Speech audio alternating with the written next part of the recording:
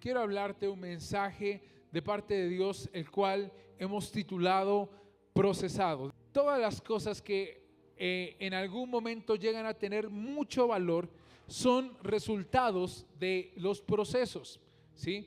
Los zapatos que la persona de al lado tiene son resultados de un proceso en donde tuvieron que pasar por algunas personas, primero un proceso creativo que se lo inventaron algunos diseñadores, después ya pasó a tener la forma y entra la mano de obra y empezaron las personas a trabajar en esos zapatos, en esa ropa, todas las cosas que hoy tal vez vemos y que tienen mucho valor, es porque han tenido en algún momento un proceso.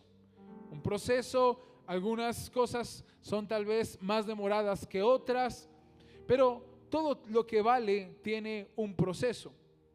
Y muchas veces Dios es un Dios de procesos. Dios es un Dios de procesos. ¿A cuántos nos gustaría que tal vez como Aladino podamos decirle a Dios: Señor, concédeme este deseo, y ¡puf!, de la nada apareció ese esposo que usted le está pidiendo a Dios? Ese carro que usted le está pidiendo a Dios, último modelo, le apareció ahí en la puerta de su casa. A todos nos gustaría poder decirle a Dios algo como: Señor, estos son mis 3 deseos y concédelos. Pero Dios es un Dios de procesos.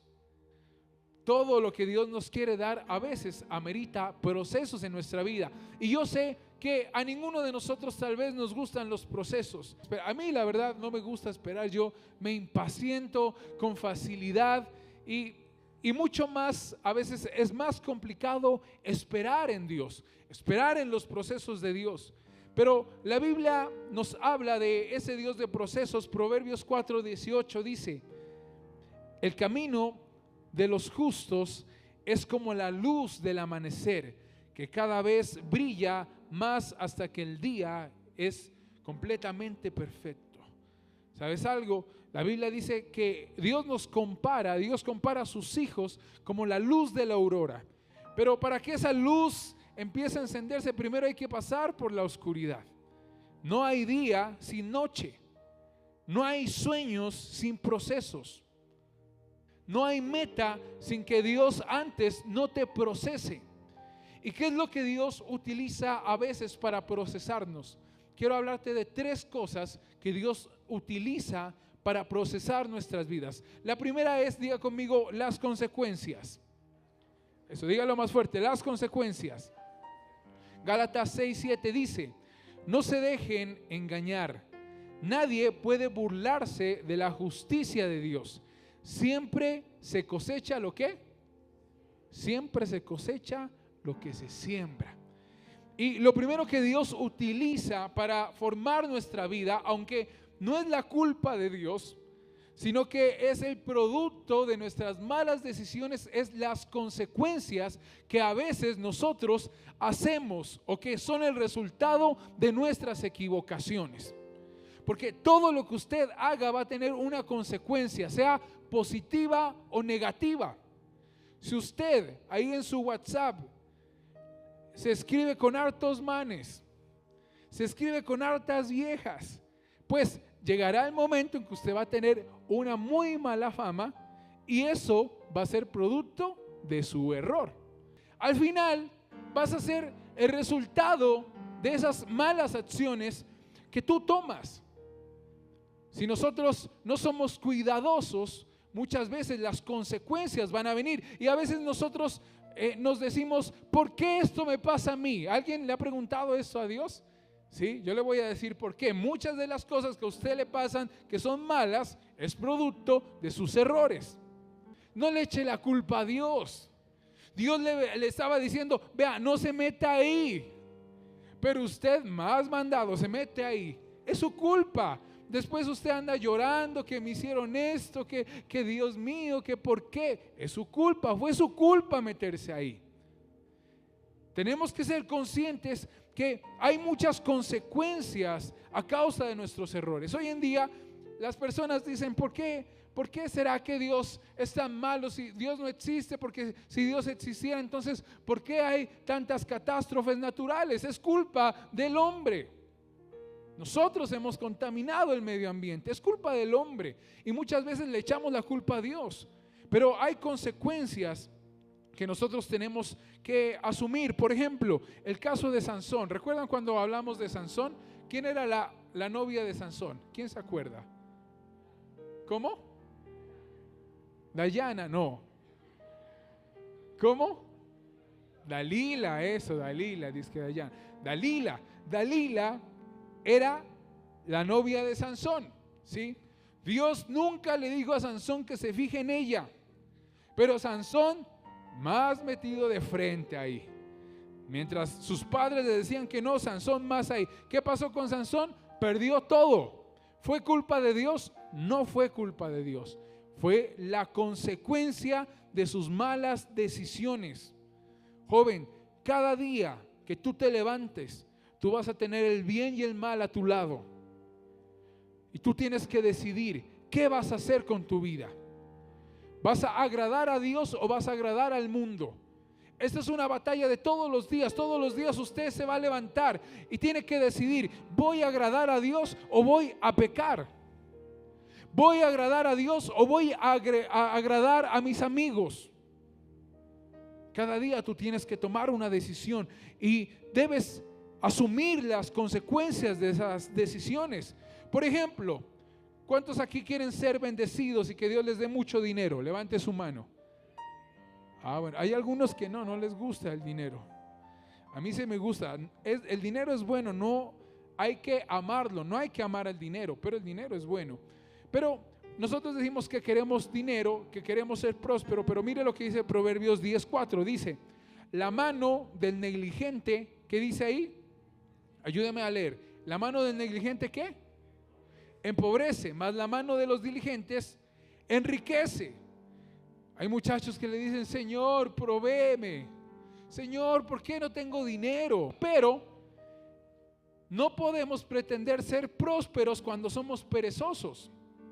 Cuando usted se levanta todos los días a las 11 de la mañana, ni siquiera atiende su cama, espera que su mamá le lleve el desayuno ahí a la camita, y todos los días, si usted es perezoso, usted no va a prosperar. Si usted es perezoso, las puertas no se van a abrir, y eso será consecuencia de nuestras malas decisiones. Por ejemplo, si usted no cuida su salud, al final la salud le va a pasar factura. Si usted no es capaz de hacer un poco de ejercicio, de caminar unas cuantas calles por lo menos, algo. Si usted es perezoso y no cuida su salud, al final también le va a pasar factura. Muchas enfermedades son a causa de que nosotros no somos o no tenemos buenos hábitos alimenticios. Proverbios 24:30 dice: pasé por el camino de un perezoso, por el viñedo de uno que carece de sentido común, y vi que habían crecido espinos por todas partes. Estaba cubierto de maleza y sus muros destruidos. ¿A qué se refiere eso? Si tú eres perezoso, en algún momento descuidarás tu relación con Dios. Y hay gente que dice: pero ¿por qué me está pasando esto? ¿Por qué hay tanto ataque sobre mí? ¿Por qué hay tanta tentación sobre mí? ¿Por qué me va de mal en peor? ¿Sabes por qué? Es consecuencia de que tú has abandonado a Dios, de que tú has abandonado el buscar a Dios. Y cuando tú empiezas a descuidar tu relación con Dios, es muy probable que tú caigas. ¿Sabe por qué? Porque uno no peca así de la noche a la mañana, no. El pecado se trabaja, ¿sí? El pecado trabaja tu mente, y seguramente algo que tú cometes, ese pensamiento estuvo antes ahí rodeando tu mente, y si tú le permites que entre y si descuidas tu relación con Dios, pues la consecuencia de tus malas decisiones va a ser que caigas. Así que lo primero que quería hablarte era de que hay consecuencias que son nuestra culpa, por decirlo así. Hay cosas o situaciones en las que tú estás metido en este momento que Dios no tiene nada que ver, porque fueron tus malas decisiones las que te metieron ahí. Fueron tus malas decisiones, esa trampa que hiciste en la universidad, esa mentira con la que estás jugando y tal vez te descubrieron. Fue producto de tus malas decisiones que estés en esa situación. Pero a pesar de eso, aunque hay muchas cosas que son a causa de nuestra culpa, aún así Dios es misericordioso. Y aún así Dios puede utilizar las consecuencias de nuestras malas decisiones para formar algo en nosotros. La segunda forma en la que Dios nos trabaja, nos procesa, diga conmigo, es la disciplina. Dígalo fuerte, disciplina. Hebreos 12, 6 al 7 dice: pues el Señor disciplina a los que ama y castiga a todo aquel que Él recibe como hijo. Al soportar esta disciplina divina, recuerden que Dios los trata como a sus propios hijos. ¿Acaso alguien oyó hablar de un hijo que nunca fue disciplinado por su padre?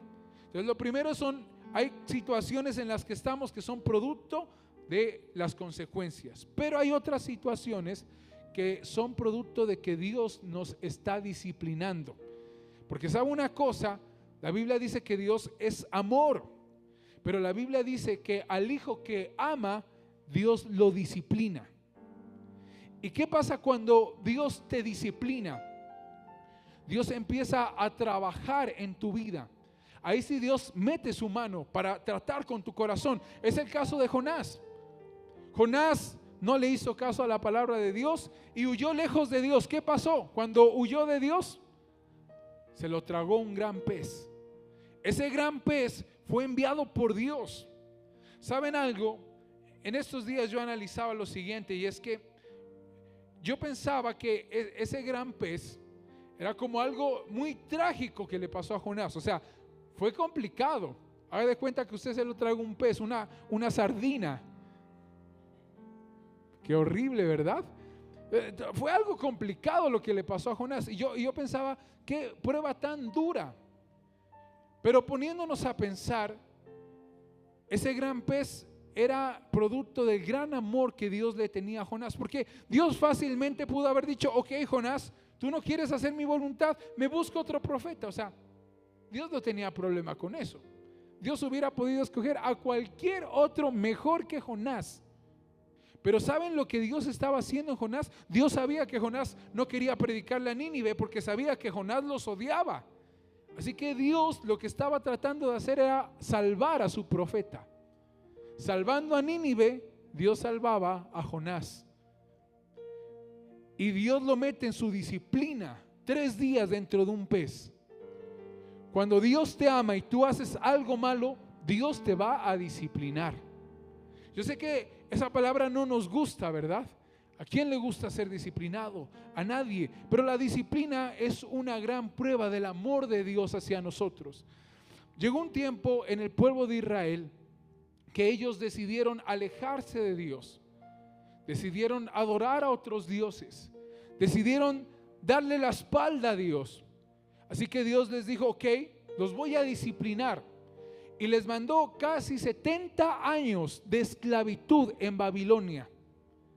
El pueblo de Israel tuvo un periodo, los judíos tuvieron un periodo de 70 años aproximadamente de esclavitud en Babilonia, donde estaba el rey Nabucodonosor. Por si acaso le quiere poner un nombre a su hijo, Nabucodonosor es una buena opción, fácil de aprender. 70 años ellos estuvieron disciplinados por Dios en Babilonia. Y miren, mientras ellos estaban disciplinados, miren lo que se escribió. Por ejemplo, Salmo 137 del 1 al 3 dice: junto a los ríos de Babilonia, allí nos sentábamos y aún llorábamos, acordándonos de Sión, y los que nos habían llevado cautivo nos pedían canciones. Lamentaciones 1:3 dice: Judá ha ido en cautiverio a causa de la aflicción y de la dura servidumbre. Ella habitó entre las naciones y no halló descanso. Lamentaciones 5 del 1 al 5 dice: acuérdate, oh Jehová, de lo que nos ha sucedido. Nuestra heredad ha pasado a extraños, somos huérfanos sin padre. Nuestro cuello está sujeto al yugo y trabajamos y no tenemos reposo. Y por último, Jeremías 30:11 dice, Dios les dice, porque yo estoy contigo para salvarte, mas no, ¿qué dice? Ayúdeme usted, mas no te dejaré sin castigo. Dios le habla a su pueblo y les dice, yo voy a ayudarte, pero de ese castigo no te salvas. Y muchas veces, aunque esto nos cuesta escuchar de parte de Dios, muchas veces Dios te va a disciplinar. Y si tú, joven, si tú, sabiendo hacer lo bueno, no lo haces, Dios te ama tanto que te va a disciplinar.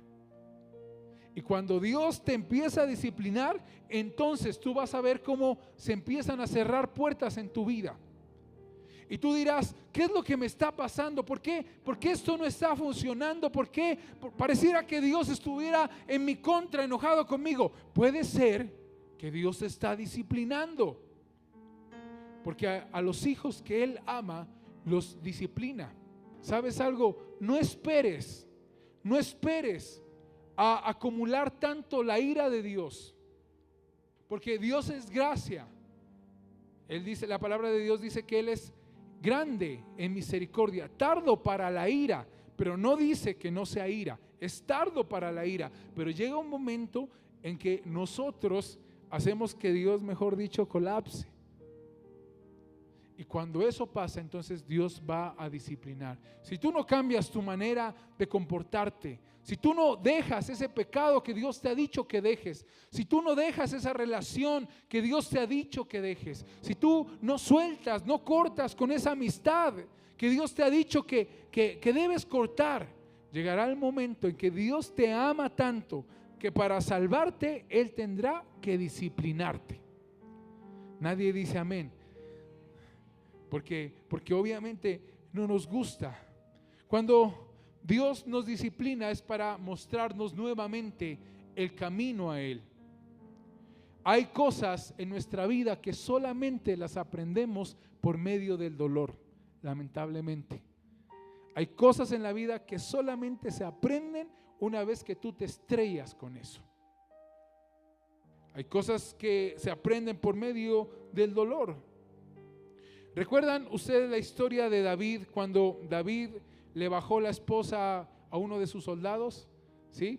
¿Alguien se la sabe? Que dice la Biblia que la miró muy bonita y fue, y mientras el soldado estaba peleando la guerra, David fue y, mejor dicho, se acostó con ella. ¿Sí? Después, cuando llegó el soldado, David le dijo, quiero que te voy a dar unos días de descanso, ve, pasa tiempo con tu esposa, pero era porque David quería chantarle ya el hijo que estaba ahí, como decir, pasa tiempo con ella y tengan su hijo y yo me libro. Pero este soldado era tan fiel que dijo, no, de ninguna manera yo no voy a estar con mi esposa, yo voy a pelear por usted, mi rey. Así que el rey, David, le dijo, listo, si usted quiere pelear, entonces mandó un WhatsApp al general y le dijo, ve, ¿sabes qué? Necesito que me hagas un favor. Cuando vayan a pelear, ponlo de primero, en la primera línea. Y ponlo de primero, y cuando vayan a pelear, déjenlo solo. Y así murió ese soldado. Y David se quedó con su esposa. Pero, ¿saben algo? La disciplina de Dios, ¿qué le costó a David? Le costó ese hijo.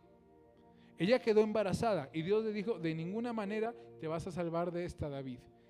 Y David, no, Señor, por favor, deja que mi hijo viva. Dice la Biblia que se metió en ayuno. Pero ni eso pudo hacer que Dios le quitara la disciplina de llevarse al hijo. Entonces, mi pregunta es, ¿será que la situación que tú estás viviendo en este momento es una disciplina de Dios? ¿Será que por lo que estás pasando hoy en día, será una disciplina de Dios sobre ti? Si es así, es importante que nosotros aprendamos a volver a nuestro Dios. Y la tercera forma en la que Dios usa para formarnos es la prueba. Diga conmigo, la prueba. Entonces están las consecuencias de nuestros errores, la disciplina de Dios y ahora la prueba. La prueba es muy diferente a la disciplina de Dios. Romanos 5, 3 al 4 dice, También nos alegramos al enfrentar pruebas y dificultades porque sabemos que nos ayudan a desarrollar resistencia. Y la resistencia desarrolla firmeza de carácter y el carácter fortalece nuestra esperanza. Hay momentos en la vida en la que Dios nos forma no por medio de la disciplina, sino por medio de la prueba. Usted sabía que el águila, cuando ella tiene sus polluelos, llega un momento en que el águila toma los polluelos, los eleva y los suelta. Tal vez el polluelo no ha tenido experiencia en volar, pero el polluelo es soltado por el águila, hasta que llega un momento en que ya de verse que se va a caer, se va a estrellar, el mismo polluelo abre sus alas y empieza a volar. Es una prueba de parte de la águila para su polluelo. De alguna forma le está enseñando a través de eso que parece algo injusto, doloroso o malo, le está enseñando a que pueda volar. Muchas veces Dios nos forma a través de las pruebas. Dios prueba tu corazón. Dios prueba tu vida. Dios a veces te mete por desiertos que no son producto de que hayas hecho algo malo, sino que es producto de que Dios quiere formar algo en ti. Hablamos del caso de Job. Job era un hombre íntegro delante de Dios, pero Dios lo probó, le quitó todo lo que tenía en un solo día. Y cuando Dios le quita todo a Job, dice la Biblia que Job se arrodilló y adoró a Dios. ¿Será que la situación que estás enfrentando hoy en día es una prueba de parte de Dios? Proverbios 17:3 dice: el fuego prueba la pureza del oro y de la plata, pero el Señor prueba el corazón. Cuando Dios te prueba es porque Dios quiere sacar lo mejor de ti. Hay cosas en tu vida que no han salido porque todavía no has sido probado por Dios. Porque cuando Dios empieza a probarte es como el oro. Para que el oro se pueda utilizar antes debe ser pasado por el fuego. Y mientras está pasando por el fuego, aquel que hace el proceso no le quita la mirada de la vista, pero lo aísla, lo pasa por el fuego. A veces Dios te va a pasar por el fuego. Dios tiene que pasarnos por el fuego para que la escoria de nuestra vida salga, para todo lo que es inútil en nuestra vida sea quemado, y pasar por el fuego de Dios va a doler. Las pruebas que Dios nos pone duelen. Las pruebas que Dios te pondrá te sacarán lágrimas. Las pruebas que Dios te va a poner en momentos te dejarán en puntos de desesperación donde tú dirás: pero Dios, ¿dónde está? Pero no veo a Dios, me duele lo que está pasando. Pero cada prueba que Dios pone en tu vida, quiero decirte que no es para que tú desfallezcas, sino para que tú salgas victoriosa de ella. Tal vez tú sientas, joven, que Dios te está pasando por una prueba en la cual no miras esperanza, en la cual no miras salida. Pero la forma de Dios es que a veces Él nos rompe en pedazos para volver a armar en nosotros una vasija que sea útil para Él. Algunos de ustedes tendrán pruebas que durarán años, pero no será hasta que Dios vea que hay un cambio en tu corazón significativo que Dios pueda sacarte de esa prueba. Hay que identificar qué es lo que estás pasando hoy en día. ¿Son las consecuencias de tus malas decisiones? ¿Es la disciplina de Dios o es una prueba de parte de Dios? Quiero terminar con este pasaje bíblico y es en el libro de Jeremías 18:4-6. Dice: pero la vasija que estaba formando no resultó como él esperaba, así que la aplastó y comenzó de nuevo. Después el Señor me dio este mensaje: oh Israel, ¿no puedo hacer contigo lo mismo que hizo el alfarero con el barro? De la misma manera que el barro está en manos del alfarero, así estás en mis manos. ¿Sabes algo? La Biblia nos hace una similitud, una comparación con un alfarero que estaba formando una vasija de barro. Pero dice que mientras él formaba la vasija de barro, él empezó a darse cuenta que algo no andaba bien, que la vasija tal vez estaba saliendo defectuosa, torcida, o algo no estaba perfectamente ubicada en ella. Así que cuando el alfarero miró que esa vasija estaba saliendo mal, se estaba desviando, lo que él hace es parar el trabajo y dice que la aplasta, la destruye para hacer una vasija nuevamente. La prueba de Dios o el proceso de Dios muchas veces tiene que ver con que Dios va a destruir cosas en tu vida, cosas que tú amas, cosas que tú habías anhelado, cosas a las que te habías aferrado, cosas que cuando Él empieza a tocar esas áreas empieza a doler. Pero es necesario que el alfarero te tome en sus manos y quite lo que estás haciendo mal. Y si es necesario que Él te rompa nuevamente, Él lo va a hacer. Pero ¿saben lo que dice la palabra de Dios? Dice que cuando este alfarero rompía la vasija, cada pedazo de la vasija se quedaba en sus manos.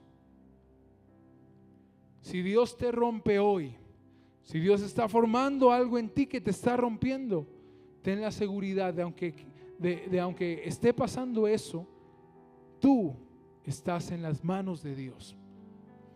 Y las manos de Dios es el mejor sitio en el cual tú puedes estar, aun si es una disciplina de Dios. Yo prefiero estar en las manos de Dios siendo disciplinado que estar en las manos del mundo, porque el mundo irá sin compasión.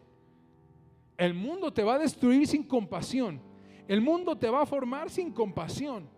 Pero en las manos de Dios, aunque el proceso sea duro, habrá misericordia, habrá compasión. Así que si tú estás en ese proceso de Dios, resiste el proceso, porque Dios sacará de ti lo mejor. Lamentaciones 3:31 dice: porque el Señor no desecha para siempre, antes si aflige, también se compadece según la multitud de sus misericordias. Sí, Él procesa, pero también lo hace con amor. Sí, Él procesa y duele, y Él rompe, y Él a veces presiona, pero lo hace con amor por la multitud de sus misericordias. No sé cuál sea la situación que estés pasando. No sé cuál sea el momento en tu vida que estés pasando. A veces charlo con alguno de ustedes y ustedes expresan ese dolor, esa aflicción, esas cosas con las que lidian en su casa, con las que luchan. Pero ese proceso va a sacar lo mejor de ti. Y en medio de ese proceso, ese desierto, quiero decirte que Dios nunca te ha abandonado.